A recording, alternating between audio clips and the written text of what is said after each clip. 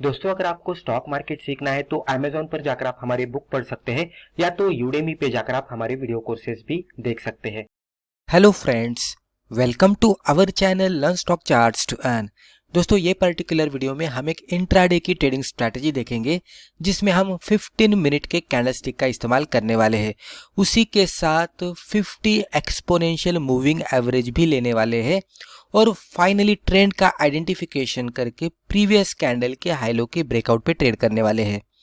हमने last video बनाया था, वहाँ पे भी हमने यही सेटअप लिया था, लेकिन वहाँ पे एक प्रॉब्लम हमने बताने की कोशिश की थी कि 15 मिनट की कैंडल जो रहती है, अगर हम ओपनिंग की लेते हैं यानी कि फर्स्ट 15 मिनट की कैंडल लेते हैं और उसके हिसाब से ट्रेड करते हैं, तो कभी कभी क्या होता है कि अगर कैंडल फर्स्ट 15 मिनट की बड़ी होगी तो डेफिनेटली स्टॉप लॉस का दायरा दूर हो जाएगा और ट्रेड करने में थोड़ा मुश्किल हो जाएगा।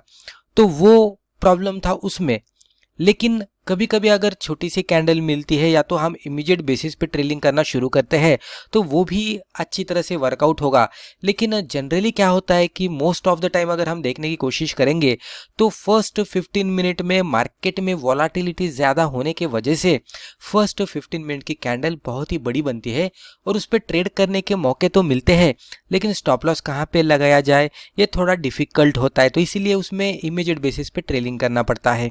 और बड़ी वाली कैंडल अगर फर्स्ट 15 मिनट की बनेगी और उसमें ही मोमेंटम ज़्यादा चला जाएगा तो फिर आगे जाकर वो मोमेंटम कितना बरकरार रहे तो वो भी कभी कभी संभावना कम हो जाती है।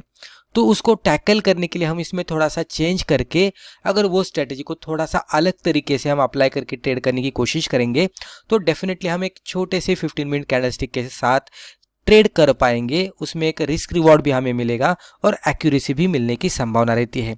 मार्केट की डायरेक्शन भी वो कैंडल के बाद थोड़ा क्लियर होने की संभावना रहती है। तो इसीलिए हमने सेकेंड 15 मिनट की कैंडल का रेंज ब्रेकआउट का इस्तेमाल किया है। अभी सेकेंड 15 मिनट कैंडल का रेंज ब्रेकआउट क्या है, उसको 50 EMA के साथ किस तरह से अप्लाई करना है और finally previous candle high low breakout के स्ट्रैटेजी के साथ ट्रेड किस तरह से करना है हम आगे जाकर डिस्कस करते हैं। तो हमारा यहाँ पे पॉइंट है सेकेंड 15 मिनट विथ 50 EMA, यानी कि सेकेंड 15 मिनट की हम कैंडल लेने वाले हैं और उसको 50 EMA के साथ अप्लाई करने वाले हैं। पहले मैं आपको बताता हूँ कि सेकेंड 15 मिनट की कैंडल क्या होती है। मार्केट ओपन होता है 9:15 को, राइट, 9:15 को मार्केट ओपन होता है। मार्केट ओपन होने के बाद 15 मिनट की कैंडल इस तरह से प्रिपेयर होती है और वो 9:15 से लेकर 9:30 तक की रहती है। उसके बाद 9:30 जैसे ही खत्म होता है तो फिर अगली कैंडल का प्रिपरेशन शुरू होता है और वो कैंडल इस तरह से बनती है और इस तरह से क्लोज होती है 9:45 को। तो 9:15 से लेकर 9:30 तक ये कैंडल रहेगी और 9:30 से लेकर 9:45 तक ये कैंडल बनेगी। तो 9:45 पे हम देखने की कोशिश करेंगे कि कैंडल की क्लोजिंग किस तरह से हुई है। उसके बाद हमारा जो ट्रेड होने वाला है वो ये जो सेकेंड कैंडल है 9:30 से लेकर 9:45 तक की, ये फर्स्ट 15 मिनट की कैंडल थी और ये सेकेंड 15 मिनट की कैंडल है। तो ये कैंडल के अकॉर्डिंग हम ट्रेड करने वाले हैं। ट्रेड करने के लिए हम इसका हाई लो मार्कआउट करेंगे और उसके ब्रेकआउट पे ट्रेड करेंगे। लेकिन बाय ट्रेड लेना है या सेल ट्रेड लेना है, हमें ये 50 EMA बताएगा कि कौन सा ट्रेड लेना है। अगर प्राइस चार्ट 50 EMA के ऊपर रहेगा तो डेफिनेटली हमें बाय ट्रेड लेने का सोचना है और ये जो सेकेंड कैंडल है 15 मिनट की, इसके हाई का ब्रेकआउट का इंतजार करना है। जैसा ही हाई ब्रेकआउट होगा उसमें हम बाय ट्रेड लेने का सोचेंगे। अगर 50 EMA यहाँ पे ऊपर रहेगा तो डेफिनेटली ये डाउन ट्रेंड के इंडिकेशन देगा। तो ये जो कैंडल है ये कैंडल के लो के ब्रेक का हमें इंतजार करना है और जैसे ही लो ब्रेकआउट होता है तो हमें शॉर्ट सेलिंग इसमें करना है। जब भी हम ट्रेड ले लेंगे, मान लीजिए हम बाय साइड का ट्रेड लेते हैं तो इसके हाई के ऊपर एंट्री करके लो के नीचे स्टॉप लॉस और 1:2 का रिस्क रिवॉर्ड लेकर हमें ट्रेड करना है।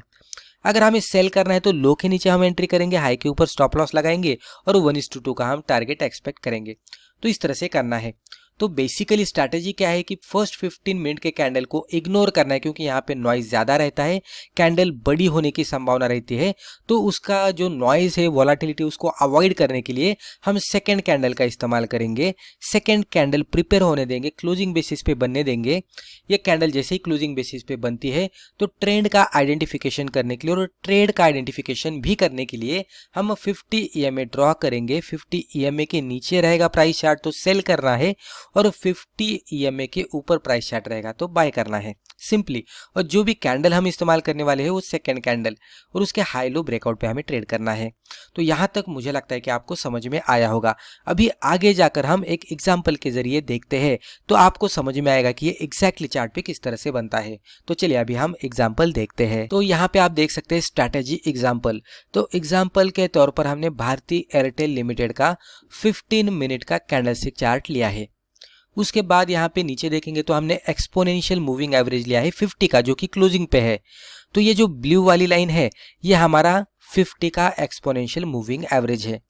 अभी ये कैंडल तक ये प्रीवियस डे था तो इसको हम छोड़ देते हैं और यहाँ से ये कैंडल देखेंगे, आपको गैप अप गैप डाउन यहाँ पे दिखेगा। तो ये कैंडल अगले दिन की कैंडल है। तो जो भी हमारा एनालिसिस डे है वो ये पर्टिकुलर डे है। अभी हमारी जो स्ट्रैटेजी है उसमें हम सेकंड 15 मिनट के कैंडल के अकॉर्डिंग ट्रेड करने वाले हैं। जैसे कि मैंने कहा कि कभी कभी क्या होता है कि फर्स्ट 15 मिनट की जो कैंडलस्टिक रहती है वो बहुत ही बड़ी रहती है और कंफ्यूजिंग कैंडलस्टिक रहती है, तो उस तरह के माहौल में ट्रेड करना डिफिकल्ट होता है। जैसे कि यहाँ पे आप देख सकते हैं कि ये फर्स्ट 15 मिनट की कैंडलस्टिक थी, इसका हाई ये लेवल पे था और इसका लो यहाँ पे था। तो आप देख सकते हैं कि कितनी बड़ी शैडो यहाँ पे बन गई। अगर लो के नीचे हम अगर इसमें प्राइस एक्शन भी देखेंगे तो अपर शैडो बड़ी है, यानी कि अपसाइड में मोमेंटम अच्छा खासा आया था लेकिन टिक नहीं पाया। यहाँ पे बाइंग प्रेशर कम हो गया और सेलिंग प्रेशर बढ़ गया और उसके वजह से इसमें गिरावट आई और लगभग ओपनिंग के नज़दीक जाकर ये क्लोज आउट दी। तो ये थोड़ा सा सेलिंग का इंडिकेशन यहाँ पे हमें मिल ही रहा था। लेकिन इवन उसके बाद भी अगर हम इसके लो के नीचे एंट्री करेंगे तो स्टॉप लॉस लगाएंगे कहाँ पर?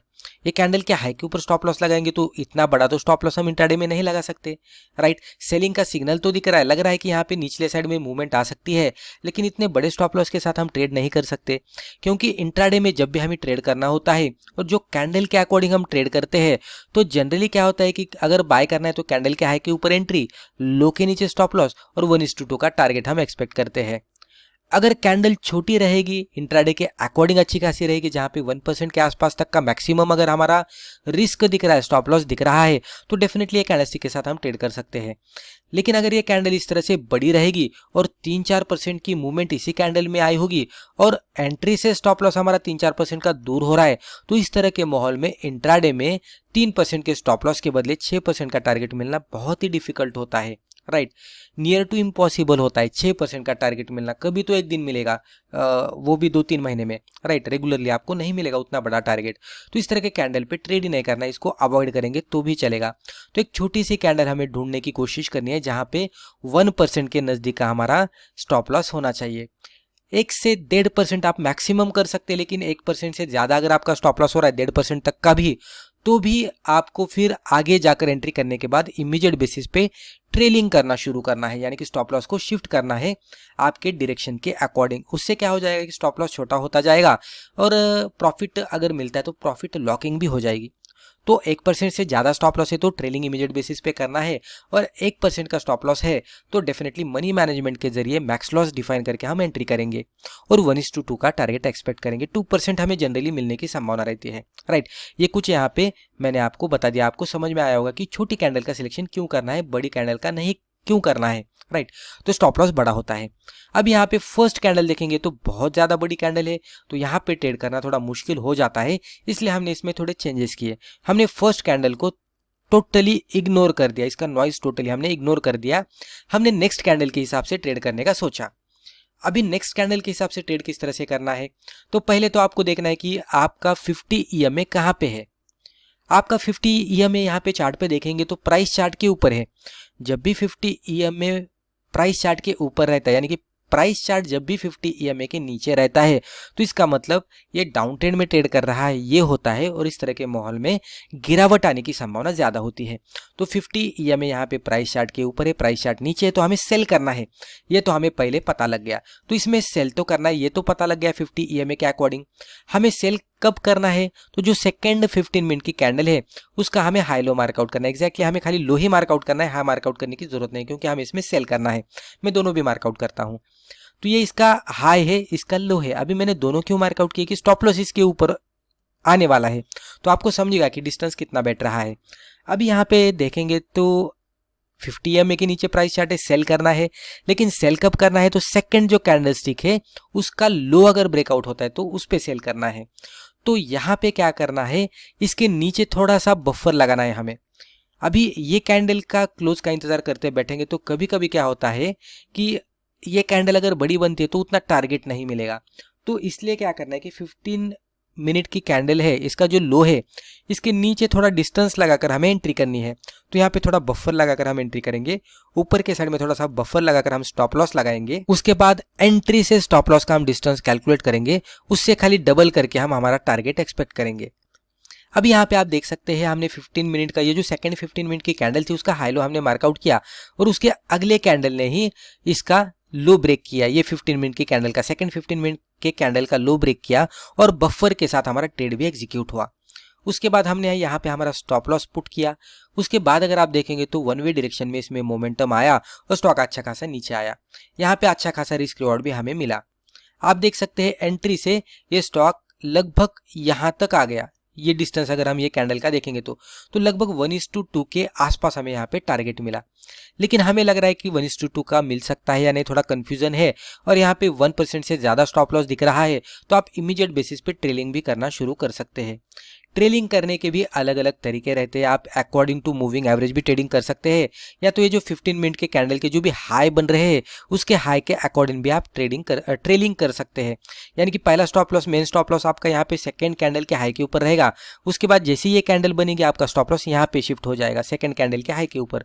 तो स्टॉप लॉस का दायरा यहाँ पे शिफ्ट होने के बाद एंट्री से स्टॉप लॉस इतना ही हो गया तो डेफिनेटली आपका लॉस कम हो गया यहाँ पे अगर हिट होता है तो भी।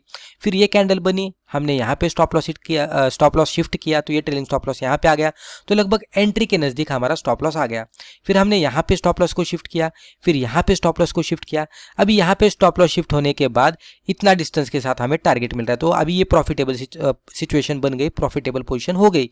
यहाँ पे प्रॉफिट लॉकिंग हमने करना शुरू किया। ये कैंडल का हाई अगर आप देखेंगे तो इसका हाई तोड़ कर इसका शैडो थोड़ा सा ऊपर गया था तो यहाँ पे हमारा ट्रेलिंग स्टॉप लॉस हिट होता और लगभग हमने प्रॉफिट में ही पोजीशन एग्जिट की होती। अगर हमें ट्रेलिंग नहीं करनी तो डेफिनेटली आप 1:2 का इंतजार कीजिए, जैसे ही 1:2 आएगा आप एग्जिट कर सकते हैं। तो इस तरह से ट्रेलिंग करने के भी अलग अलग तरीके रहते हैं। आप एक स्ट्रेटेजी आपके हिसाब से डेवलप कीजिए, उसके हिसाब से ट्रेड कीजिए, डेफिनेटली आपको अच्छा खासा रिजल्ट मिलेगा। अगर आपको 15 मिनट के कैंडल पे ट्रेड करने के लिए थोड़ा डिफिकल्ट लग रहा है, कैंडल कभी कभी बड़ी होती है, तो डेफिनेटली आप इसमें थोड़ा सा चेंजेस करके 5 मिनट के कैंडल पे भी आप ट्रेड कर सकते हैं। वो किस तरह से करना है एक वीडियो में उसके लिए सेपरेट बनाऊंगा कि जिसमें हमें क्या करना है कि सेकंड 15 मिनट के कैंडल का इस्तेमाल करना है, उसका हाई लो मार्कआउट करना है और ट्रेड करने के लिए इसको फिर 5 मिनट के कैंडलस्टिक में कन्वर्ट करना और उसके ब्रेकआउट पे हमें ट्रेड करना है। तो इजीली इसके हाई के ऊपर स्टॉप लॉस, लो के नीचे एंट्री करेंगे तो एक छोटे से स्टॉप लॉस के साथ हम ट्रेड कर पाएंगे। 15 मिनट के कैंडलस्टिक के साथ फिर भी एक प्रॉब्लम आता है कि स्टॉप लॉस थोड़ा सा फिर भी दूर ही हो जाता है इंट्राडे के हिसाब से, तो उसको टैकल करने के लिए हम इसमें फर्दर चेंजेस कर सकते हैं। पहले हाई लो मार्कआउट करके 5 मिनट के कैंडलस्टिक चार्ट में कन्वर्ट करके तो डेफिनेटली स्टॉप लॉस भी कम होता है और टारगेट बढ़िया मिलने की संभावना रहती है। वो किस तरह से करना है हम आने वाली वीडियो में वो भी डिस्कस करेंगे और आपको और एक तरीका में बताने की कोशिश करूंगा। तो दोस्तों मुझे लगता है रिस्पेक्टिव वीडियो में हमने जो भी डिस्कस किया इससे आपको जरूर फायदा हुआ होगा। Thank you.